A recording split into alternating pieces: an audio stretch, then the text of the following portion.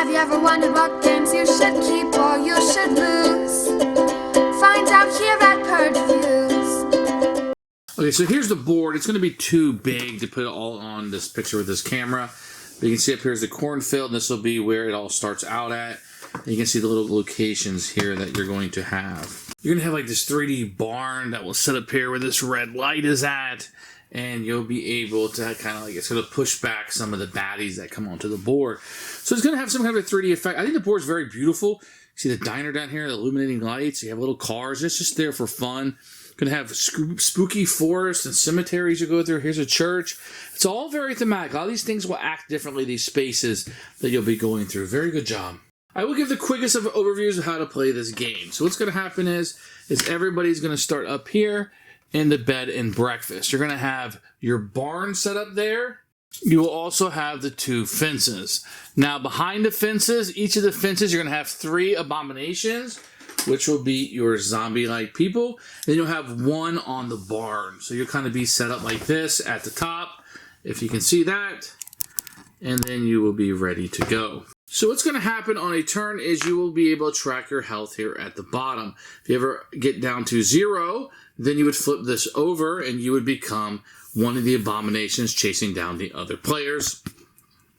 Otherwise, you're going to put your green one here and your red one here, and you'll be ready to start the game just like this. So the first thing you can do on turn, or you may do, is you can move. You can roll 1 or 2 dice. Now this choice is going to come back to haunt you, because whatever you get to roll, the bad guys will get to roll. So if you choose to roll 1 die, that's fine, you'll move slower, but so will the bad guys. If you roll 2, you move a little bit quicker, but so will the bad guys. Now down here you're going to have a roadblock. You're going to have 3 roadblocks, and you're going to have one of these ugly things. They will be sitting down here, blocking your exit from the game. Now there's any number of saws that will be, any kinds of saws that will be in the deck. You will need a saw to defeat each of these roadblocks. So you will end up needing 3 saws in order to defeat these 3 roadblocks. In order to defeat this monstrosity, you will need a fire extinguisher. Only one player needs to bring it down. So you're going to need 3 saws that you're going to have to find and get to this location with. So maybe it's a concrete saw. Maybe it is a different type of saw. Maybe it's a chainsaw. And there's all kinds of things you can find. Another concrete saw, a chainsaw, a concrete saw. So there's all these saws that you can get in the search deck by searching for that. But that's what you're going to need to do. Once you're able to use 3 saws to get rid of the roadblocks and a fire extinguisher to defeat this, you do it in the order. I can do fire extinguisher first. I can do saw, fire extinguisher. It doesn't matter. Once you defeat all these and you run off the roadblock, then you have won the game. So when the game is set up, all of the properties are going to have these black cubes on them. And they're basically going to be how many times that you can search at a location. So when your person is out on the board, you can choose to roll 1 or 2 dice. If you roll 2, so will the opponents. So you will roll this and move that many spaces. If you're able to reach a location like this, you can give up one of these cubes from that location, and that would define that you searched, and you would draw a card from this search pile, and it will give you the item. There's all kinds of items in here. There's saws, there's fire extinguishers, there's ways to heal, there's guns, there's an assault rifle, there's energy drinks that let you move and gain health. So all kinds of stuff that you can search for when you're in there. If you're within line of sight of a bad guy, you can shoot them as long as your guns have ammunition. If you look here at the guns, you'll see that they have ammunition that you can track, and you can shoot as many times as you want. Remember, search you can only do once, but the ammunition you can utilize as many as you can shoot.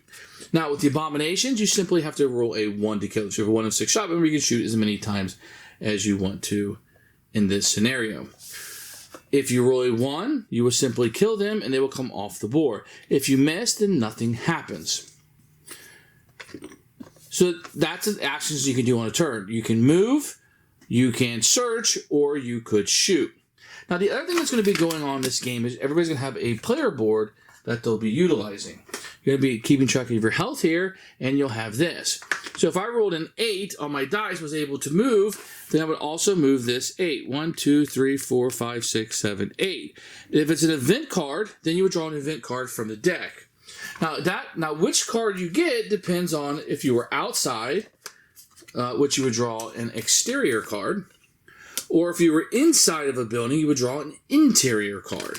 And you would just flip it over and then just do whatever the card says. You may encounter somebody, you may gain items. Sometimes they're good, sometimes they're bad. It just depends. But whether you're inside or outside, you're only flipping this card over if you land on an event card. There are these mystery cards, which you can utilize, and there is a mystery deck. You just flip over one of these cards, some of them say save, give you like better weapons or better first aid or better protein drinks, but that would be on that one right there. Now, what's going to be happening as you're going through the game, when the game starts out, you're going to have 2 cubes on these 2 spots. Now, as you go around this rondel, as you roll, every time you get to the barn, you're going to remove a cube. And then your second time around, you're going to remove the other one. Once every player has the cubes removed from these 2 spots, then the barn is going to release. And that's going to bring these abominations that you set up at the beginning of the turn onto the board. And they're going to come onto these red spots that are listed at the top of the board. So you're going to have, on the trail, you're going to have these red spots, and that's where the abominations will come out.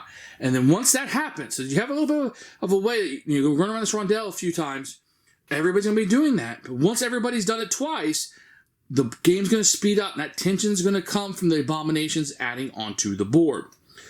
After you have moved and done this, then the sheriff is going to move. There's going to be a sheriff that starts out at the roadblock. And once again, if you rolled 1 die, then he'll roll 1 die. If you roll 2 die, then you'll reroll for him, and he'll chase you down. Now, the sheriff, because he's in a car, can only go on the streets. He will not go on the path, and he will not go inside a house.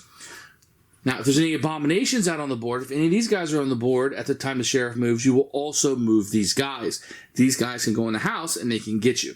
Now, the abominations, if they reach you, you will simply roll to see if you roll an odd number, then you can flee from them and you'll roll 3 dice to see if you can outrun them.